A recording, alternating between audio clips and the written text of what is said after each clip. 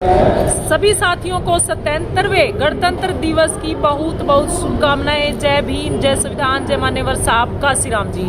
साथियों, हम यहाँ पर बैठे हैं दिल्ली के रेलवे स्टेशन के ऊपर। भाई चंद्रशेखर आजाद की रैली से हम अभी घर भी नहीं पहुंचे हैं, रास्ते के अंदर ही हम ये वीडियो बना रहे हैं। तो ये जो भाई चंद्रशेखर आजाद की रैली जो 25 जनवरी की थी और आज हम घर जा रहे हैं, और 3 दिन जो हम रुके बौद्ध विहार के अंदर, वो भी वीडियो हमने आपके सामने डाली।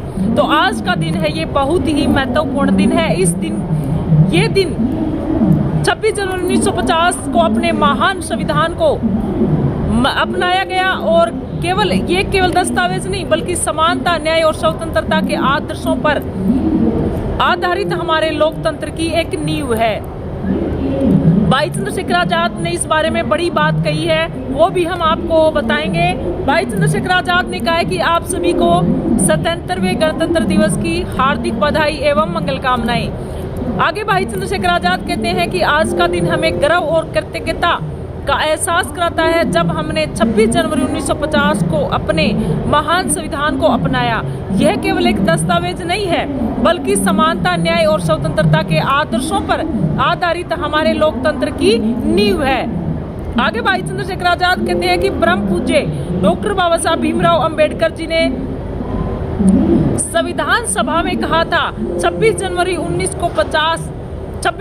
1950 को हम अंत विरोधियों से भरे जीवन में प्रवेश करने जा रहे हैं। यानी कि हमारे लिए संविधान समानता, स्वतंत्रता और न्याय की बात करने वाले, हमें आजादी दिलाने वाले वो संविधान 26 जनवरी 1950 को लागू हुआ।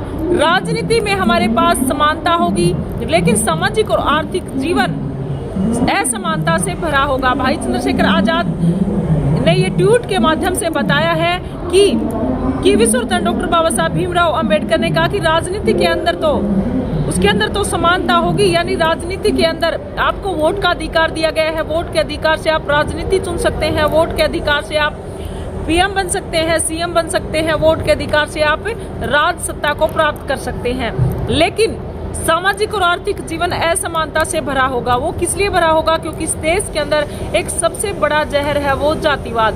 जातिवाद आपको हमेशा झेलना पड़ेगा। मनुस्मृति इस देश के अंदर उन लोगों की सरकार है, तो ये झेलना पड़ेगा।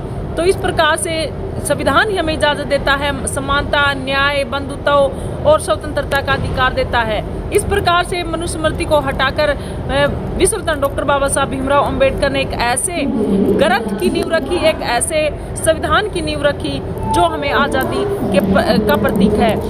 भाई चंद्रशेखर आजाद कहते हैं कि यह संदेश आज भी हमें झकझोरता है और प्रेरित करता है कि हम अपने संविधान की आत्मा को समझें और उसे जीने का प्रयास करें। कितनी बड़ी बात भाई चंद्रशेखर आजाद ने कही है।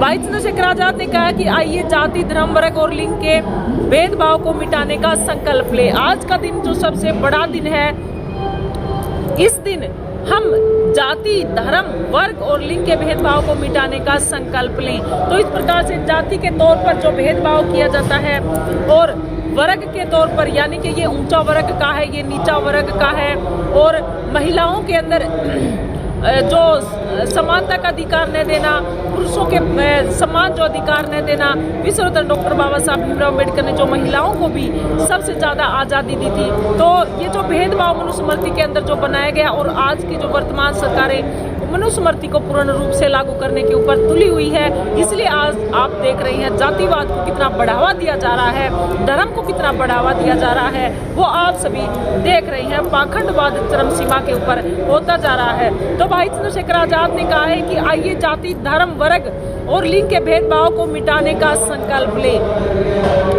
आगे भाई चंद्रशेखर आजाद कहते हैं कि हर नागरिक को शिक्षा, सुरक्षा, स्वास्थ्य और रोजगार का समान अधिकार देने के लिए जुटे। यानी एक ऐसा संकल्प ले, हर नागरिक को समान शिक्षा हो, सुरक्षा हो, स्वास्थ्य हो, रोजगार का समान अधिकार देने के लिए हम जुटे। जिस प्रकार से हम आपको बता दें कि रैली के अंदर, सबसे पहले तो मैं रैली के अंदर बता देती हूँ कि जो भीम आर्मी के जो वॉलेंटियर रखे गए थे, 200 से 300 करीब वॉलेंटियर रखे गए थे। उन्होंने जी तोड़ मेहनत की, उनको हम सलाम करते हैं, उनको हम हाथ जोड़कर जय भीम बोलते हैं। जिन्होंने जी तोड़ लगाकर मेहनत की। और जो लोग सबसे आगे रैली के आगे खड़े होते हैं वो इतना उत्पात मचाते हैं, इतना कि वो सोचते हैं कि भाई चंद्रशेखर आजाद की रैली को खराब किया जाए। यानी कि इस प्रकार का जो काम करते हैं, रैली को तोड़ना, खींचातान करना, एक दूसरे के ऊपर कुर्सियां फेंकना, यानी कि थोड़ा सा भी अगर कुछ हो जाए तो आप समझ सकते हैं कि रैली को कितना बड़ा नुकसान होगा, लोगों का कितना बड़ा नुकसान होगा और भाई चंद्रशेखर आजाद की कितनी बड़ी बेइज्जती होगी। तो ये आप लोग बहुजन समाज के लोग बिल्कुल भी नहीं समझ रहे हैं। रैली के अंदर आने का आपका फायदा क्या है, ये आप सोचिए। आप क्या करने आते हैं रैली के अंदर? आप इस प्रकार का उत्पात मचाने आते हैं। तो मैं उन लोगों से विशेष करके कहना चाहती हूँ जो इस प्रकार का काम करते हैं। और हमने खुद लाइव चैनल चला रखा था, उसके माध्यम से हमने दिखाया पूरी जनता को, भारत की जनता को दिखाया कि यूपी पुलिस आराम से खड़ी है। लोग आपस के अंदर एक दूसरे के ऊपर कुर्सियां उठा कर फेंक रहे हैं, लोग आपस के अंदर धक्का मुक्की कर रहे हैं, लोग आपस के अंदर एक दूसरे को खींचातान कर रहे हैं, रैली को आगे धकेल रही हैं। और जो वॉलंटियर टीम है वो इतना फोर्स लगा के उनको पीछे कर रही हैं, वो आगे आने की कोशिश कर रही हैं वो लोग। लेकिन वॉलंटियर टीम इतना ज़्यादा मेहनत करके जो है काम किया है, उनको हम तहे दिल से सलाम करना चाहते हैं। लेकिन जो मूर्ख लोग जो रैली के अंदर आते हैं, जो रैली को खराब करने का काम करते हैं, जो भाई चंद्रशेखर आजाद को बदनाम करना चाहते हैं, ऐसे लोगों को रैली के अंदर आने की कोई भी जरूरत नहीं है। रैली के अंदर वही लोग आए जो भाई चंद्रशेखर आजाद को सुनना चाहते हैं, जो भाई चंद्रशेखर आजाद को समझना चाहते हैं, जो भाई चंद्रशेखर आजाद के साथ कंधे से कंधा मिलाकर इस देश के अंदर सत्ता प्राप्त करना चाहते हैं। अब आप सोच के देखिए, अगर सरकार आ भी जाती है इन लोगों की, तो क्या ये लोग राज कर पाएंगे? जब इन लोगों को अनुशासन का नहीं पता, जब इन लोगों को ये नहीं पता कि आप अगर गलत कर रहे हो तो कितना बड़ा नुकसान झेलना पड़ेगा। तो यहाँ पर जो ट्रेनें हैं इनका काफ़ी ज़्यादा शोर है। हम रेलवे स्टेशन के ऊपर यहाँ पर बैठे हैं, तो हम आपको थोड़ा सा दिखा देते हैं। ये देखिए ट्रेनें जा रही हैं।